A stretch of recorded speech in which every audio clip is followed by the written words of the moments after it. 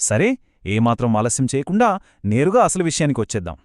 ఆంధ్ర ప్రాంతంలో బ్రిటిష్ పాలకులకు వ్యతిరేకంగా జరిగిన పోరాటాలు, ఆ పరిణామాలు, ఈ 150 ఏళ్ల సుదీర్ఘ చరిత్రను ఈనాటి మన విశ్లేషణలో లోతుగా అర్థం చేసుకునే ప్రయత్నం చేద్దాం. ఇక్కడ మనందరి ముందు ఉన్న ఒక ప్రాథమికమైన ప్రశ్నను చూద్దాం. అసలు పన్నుల భారంతో విసిగిపోయి ఎక్కడో చిన్న స్థాయిలో మొదలైన ఈ చెదురుమదురు నిరసనలు ఏకంగా ఆధునిక భారతదేశ ముఖచిత్రాన్నే మార్చేసిన ఒక మహా ఉద్యమంగా ఎలా రూపాంతరం చెందాయి? ఈ ప్రశ్న చుట్టూనే మన ఈనాటి కథనమంతా తిరుగుతోంది. ఒకసారి ఈ కాలానుగుణ పరిణామాలను గమనిస్తే 1794లో ఈస్టిండియా కంపెనీపై మొదలైన తొలి ప్రతిఘటన నుండి 1846 నాటి పాలెగాళ్ల తిరుగుబాటు, ఆపై 1922లో అటవీ సత్యాగ్రహాలు, చివరగా 1953లో ఆంధ్ర రాష్ట్ర ఏర్పాటు వరకు ఇదొక సుదీర్ఘమైన చారిత్రక ప్రయాణం. కేవలం ఆర్థిక ఇబ్బందుల వల్ల మొదలైన ఆక్రోశం చివరకు ఒక ప్రత్యేక రాష్ట్ర సాధన వరకు అలుపెరగకుండా ఎలా సాగిందో ఇక్కడ మనం స్పష్టంగా చూస్తాం. సరే, ఇప్పుడు మొదటి విభాగంలోకి వెళ్దాం. అదే ఈస్ట్ ఇండియా కంపెనీ పాలనపై జరిగిన తొలి ప్రతిఘటన. అప్పటి బ్రిటిష్ విధానాలు స్థానిక ప్రజలపై ఎలాంటి ప్రత్యక్ష ప్రభావాన్ని చూపాయో ఇక్కడ మనకు అర్థమవుతోంది. పన్నులు మొఘలుల కాలం నాటికంటే ఏకంగా రెట్టింపైపోయాయి. దీనివల్ల వ్యవసాయదారులు పూర్తిగా అప్పులపాలయ్యారు. సాంప్రదాయ చేతివృత్తులు నాశనమయ్యాయి.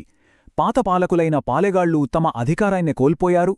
ఇక స్వతంత్రంగా బతికే గిరిజన ప్రాంతాలలోకి వడ్డీ వ్యాపారులు ప్రవేశించడంతో అక్కడి ఆర్థిక వ్యవస్థ అక్షరాల కుప్పుకూలిపోయింది.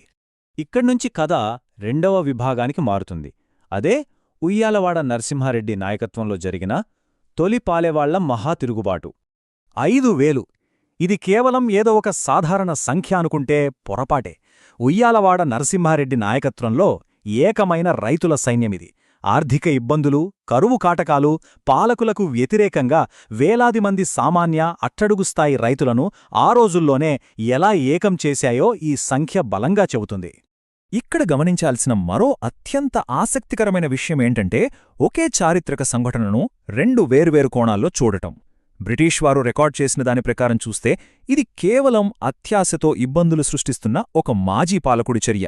కాని చరిత్రను మనం తటస్థంగా పరిశీలిస్తే మాత్రం ఇది ఆర్థిక అణచివేతకు, ఉపాధి కోల్పోవడానికి వ్యతిరేకంగా సామాన్య ప్రజలందరూ కలిసి చేసిన భారీ ప్రజా తిరుగుబాటు అని అర్థమవుతోంది. ఇది ఏ ఒక్కరి పోరాటమో కాదు, ప్రాథమిక జీవన హక్కుల కోసం జరిగిన అస్తిత్వ పోరాటం. ఈ తిరుగుబాటు ముగింపు చూస్తే ఒళ్ళు జలధరిస్తుంది. నరసింహారెడ్డిని బహిరంగంగా ఉరితీసిన తరువాత అతని అస్థిపంజరాన్ని ఏకంగా 30 ఏళ్లపాటు, అవును, మీరు విన్నది నిజమే, 30 ఏళ్లపాటు అంటే 1877 వరకు స్థానికంగా ఒక బోనులో వేలాడదీశారు. భవిష్యత్తులో ఎవరైనా సరే వలసపాలకులపై తిరుగుబాటు చేయాలంటేనే వణికిపోయేలా చేయాలన్నదే బ్రిటిష్వారి ఉద్దేశం. ఆ తర్వాత కాలంలో, అంటే మూడవ విభాగంలో, అటవీ చట్టాలు మరియు గిరిజనుల తిరుగుబాట్ల గురించి చూద్దాం. అసలు అడవి తల్లిపైనే ఆధారపడి జీవించే గిరిజనుల ప్రాథమిక హక్కులను 1882 నాటి మద్రాస్ అటవీ చట్టం పూర్తిగా హరించివేసింది. వాళ్ల సాంప్రదాయ పోడు వ్యవసాయాన్ని నిషేధించడం, అడవుల్లో పశువులను మేపుకోవడానికి కూడా కొత్తగా పన్నులు విధించడంతో స్థానిక అడలిబిడ్డలు ఆకలిమంటలతో అల్లాడిపోయారు. సరిగ్గా ఇక్కడినుంచే పల్నాడు, రంప ప్రాంతాల్లో సరికొత్త పోరాటాలకు బలమైన బీజాలు పడ్డాయి. ఇక్కడ మనకొక ఆసక్తికరమైన ప్రశ్న ఎదురవుతుంది. మారుమూల అడవుల్లో ఏకాకిగా ఉండే గిరిజనులు అపారమైన సైనిక బలమున్న ఒక సువిశాల ప్రపంచ సామ్రాజ్యంతో అసలు ఎలా పోరాడతారు? ఆధునిక ఆయుధాలు, బలమైన వ్యవస్థ కలిగిన ఒక ప్రభుత్వాన్ని ఎదిరించడానికి వాళ్లు ఎలాంటి అసాధారణమైన వ్యూహాలను ఎంచుకున్నారో ఇక్కడ ఖచ్చితంగా ఆలోచించాల్సిందే. ఒకసారి ఈ పోరాటం ఎలా విస్తరించిందో దశల వారీగా చూద్దాం. వాళ్లు నేరుగా హఠాత్తుగా ఏమీ యుద్ధానికి వెళ్లలేదు. ముందుగా అటవీశాఖ విధించిన ఆ పశువుల మేత పన్నులు కట్టడం ఆపేశారు. ఆ తర్వాత ఒకడుగు ముందుకేసి సామాజిక సహాయ నిరాకరణ చేపట్టారు. అంటే బ్రిటిష్ అధికారులకు కనీసం పాలు ఇవ్వడం, వాళ్ల బట్టలు ఉతకడం లాంటి సేవలను సైతం బహిష్కరించారు. ఆ తర్వాతే క్రమంగా పోలీస్ స్టేషన్లపై గెరిల్లా దాడులకు దిగారు. అనేక గ్రామాల్లో స్వరాజ్యం ప్రకటించబడింది. ఈ మాటలు ఎవరో అన్నవి కాదు, అప్పటి బ్రిటిష్ జిల్లా కలెక్టర్ స్వయంగా తన అధికారిక నివేదికలో రాసినవి. పల్నాడు ప్రజలు చేసిన ఈ సహాయ నిరాకరణ, పన్నుల నిరాకరణ ఉద్యమం ఎంతటి ఆశ్చర్యకరమైన విజయాన్ని సాధించిందో ఈ ఒక్క వాక్యం చెబుతోంది. అది తాత్కాలికమే కావచ్చు, కాని ఆ గ్రామాల్లో బ్రిటిష్ పాలన పూర్తిగా స్తంభించిపోయి ప్రజల స్వయం పాలన నడిచిందన్నది మాత్రం అక్షర సత్యం. ఇక సరిగ్గా ఇదే సమయంలో అంటే 1922 నుండి 24 మధ్య మన్యం ప్రాంతంలో అల్లూరి సీతారామరాజు నాయకత్వంలో రంప తిరుగుబాటు జరిగింది. సుమారు 500 మంది గిరిజనులు ఏకమై ఆయుధాల కోసం పోలీస్ స్టేషన్లపై దాడులు చేశారు. ఈ ప్రతిఘటన ఎంత బలంగా ఉందంటే దాన్ని అణచివేయడానికి బ్రిటిష్ వారు ఏకంగా మలబార్ స్పెషల్ పోలీస్ దళాన్ని రప్పించాల్సొచ్చింది. చివరకు రాజుపై 10,000 రూపాయల భారీ బహుమానం ప్రకటించి 1924లో వాళ్ళని పట్టుకోవడంతో ఆ ప్రాంతంలో సాయుధ ప్రతిఘటన ముగిసింది. ఇప్పుడు మనం 4వ మరియు చివరి విభాగానికి వచ్చాం. అదే అహింసాయుత ఆంధ్ర రాష్ట్ర సాధనా ఉద్యమం. భారతదేశానికి స్వాతంత్ర్యం వచ్చాక కూడా కథ సుఖాంతం కాలేదు. మద్రాస్ ప్రెసిడెన్సీలోని తెలుగు మాట్లాడే ప్రజలు పరిపాలనా రంగంలో, ఉపాధి అవకాశాల్లో తీవ్రమైన వివక్షణని ఎదుర్కొంటున్నామని భావించారు. తమకంటూ ఒక ప్రత్యేక రాష్ట్రం ఉండాలని బలంగా డిమాండ్ చేశారు. ఒక నిర్దిష్ట సమూహం తమ సామాజిక, రాజకీయ హక్కుల కోసం ఒక ప్రజాస్వామ్య విధానంలో ఎలా ముందుకెళ్ళిందో ఇక్కడ మనం గమనించవచ్చు.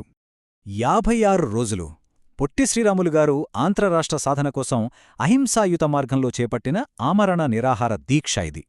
ఏకంగా 56 రోజుల పాటు కనీసం అన్నపానీయాలు కూడా తీసుకోకుండా ఆయన చేసిన ఈ ప్రాణత్యాగం ఈ మొత్తం ఉద్యమాన్ని ఒక తీవ్రమైన భావోద్వేగ శిఖరానికి చేర్చింది.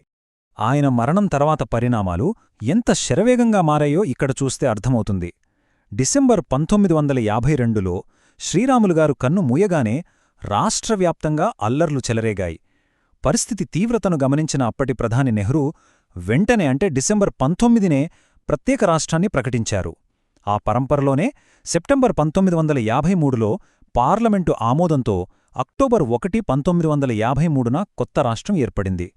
ఆత్మార్పణ అనే ఒక శాంతియుత చర్య దేశ చిత్రపటాన్ని ఎలా మార్చేసిందో ఈ సంఘటనలు స్పష్టంగా చూపిస్తున్నాయి. కాబట్టి ఇక్కడ మనం అర్థం చేసుకోవాల్సిన అత్యంత కీలకమైన అంశమేమిటంటే ఎప్పుడో 18వ శతాబ్దంలో చిన్న చిన్న సమూహాలుగా అడవుల్లో, పల్లెల్లో కేవలం తమ ఆర్థిక మనుగడ కోసం ఆరంభించిన ఆనాటి పోరాటాలు 100 ఏళ్లపాటు రూపాంతరం చెందుతూ వచ్చాయి. చివరకు ఒక స్వతంత్ర భారతదేశంలో మొట్టమొదటి భాషా ప్రయుక్త రాష్ట్ర ఆవిర్భావానికి అవే పునాదివేశాయి. ఇది ఆధునిక భారతదేశ సరిహద్దుల పునర్నిర్మాణానికే ఒక పెద్ద మార్గదర్శకంగా నిలిచింది. ఈ చారిత్రక ప్రయాణం చివర్లో ఒక లోతైన ఆలోచనతో ఈనాటి విశ్లేషణను ముగిద్దాం. నాడు స్థానికంగా సామాన్య రైతులు, గిరిజనులు తమ ప్రాథమిక జీవన హక్కుల కోసం చేసిన ఆ ప్రతిఘటనలు, చిందిన రక్తమే ఎల్లప్పుడూ ఒక ఆధునిక ప్రజాస్వామ్య గుర్తింపుకు బలమైన బీజాలు వేస్తుందా? ఈ ప్రశ్నను అలా వదిలేస్తూ మన గతాన్ని మరింత లోతుగా అన్వేషించాలనే ఆసక్తితో ముగిస్తున్నాం. మరో ఆసక్తికరమైన విశ్లేషణతో మళ్ళీ కలుద్దాం.